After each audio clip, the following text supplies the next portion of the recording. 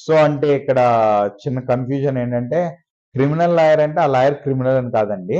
So, criminal cases handle చేస్తే criminal lawyer అవుతాడు. Okay. Civil cases handle చేస్తే civil lawyer. Commercial courts అని ఉంటాయి. So, okay. Between business to business cases అయితే. ఈ కేసెస్‌న జనరల్‌గా హ్యాండిల్ చేసే లాయర్స్‌ని కమర్షియల్ లాయర్స్ అంటాం. సో, కమర్షియల్ లాయర్ అనగానే ఎక్కువ డబ్బులు తీసుకుంటాడని, క్రిమినల్ లాయర్ అంటే క్రైమ్ చేస్తాడని అయితే కాదు. Okay. Okay. Just asking sir. So, lawyer lawyer అవ్వాలి అనేది పాత రోజుల్లో ఏమయ్యేదంటే, ఎక్కువ మంది యూత్ దీనికి పెద్దగా మొగ్గు చూపించేవాళ్ళు కాదు. ఓకే. సో, లా కాలేజ్‌లో సీట్స్ అన్నీ కూడా ఇక్కడి నుంచి ఒక 10 ఇయర్స్ బ్యాక్ ఎళ్తే పెద్ద డిమాండ్ ఉండేది కాదు. సో, అంటే ఇది మోస్ట్ అన్‌వాంటెడ్ కోర్స్ అన్నట్టుండే.